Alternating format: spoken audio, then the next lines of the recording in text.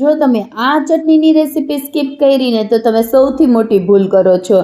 Super tasty super yummy એવી કાચી કેરીની ચટણી બનાવશો, થેપલા પરોઠા કોઈ પણની સાથે જ ચાલે અને વરસ આખું સાચવી શકાય એવી સરસ મજાની કાચી કેરીની ચટણી આજે આપણે બનાવવાના છીએ। Hello friends, welcome to Pooja's kitchen. આજે આપણે બનાવીશું કાચી કેરીની ચટણી। તેના માટે એક મોટી કેરી લઈ લીધેલી છે, એની છાલ ઉતારી લેવાની છે, જોઈ શકો છો આ રીતે। અને આપણે હવે એને સુધારી લેવાની છે। તમે ઈચ્છો તો તમે એનું છીણ પણ કરી શકો, પરંતુ મેં અહીંયા પીસીસ કરેલા છે। ત્યાર પછી આપણે ખાંડ લઈ લઈશું। ખાંડ આમાં જેટલી કેરી હોય ને એ પ્રમાણે ખાંડ લેવાની હોય છે, પરંતુ બધા એમ કરતા હોય, મારે એવી રીતે હું કરતી નથી। જેટલી કેરી હોય ને એના કરતાં હું ખાંડ થોડી ઓછી રાખું છું।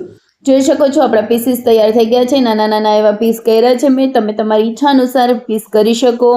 કેરી છે એના કરતાં થોડી ઓછી ખાંડ લેવાની છે, એટલે કે 500 ગ્રામ કેરી હોય તો 300 ગ્રામ ખાંડ લેવાની। જો તમને ખાટો મીઠો ટેસ્ટ ગમે ને તો એકદમ લેવી હોય, એક સરખી લેવી હોય, 500 ગ્રામ કેરી એ 500 ગ્રામ ખાંડ તો લઈ શકાય છે। હવે આ રીતે ખાંડ અને કેરી મિક્સ કરી અને રાખી દીધા છે। ખાંડ ઓગળી ગઈ છે।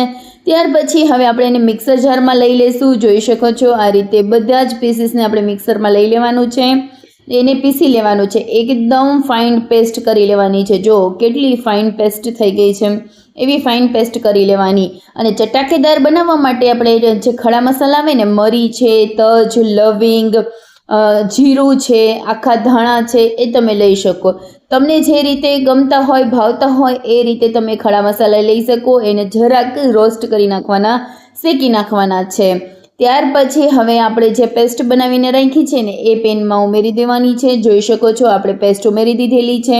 અને આપણે જે ખડા મસાલા તૈયાર કર્યા છે ને શેકીને, એમાં મેં ચીલી ફ્લેક્સ પણ ઉમેરી દીધેલા છે। ક્યાંક ક્યાંક આ જે બાઇટ્સ આવે ને એ બહુ ટેસ્ટી લાગતી હોય આ ચટણી, આવી રીતે આ મસાલાવાળી, તો આ જરૂરથી ઉમેરજો। મસાલા સ્કીપ નહીં કરતા, મસાલાથી જ ટેસ્ટ આવશે।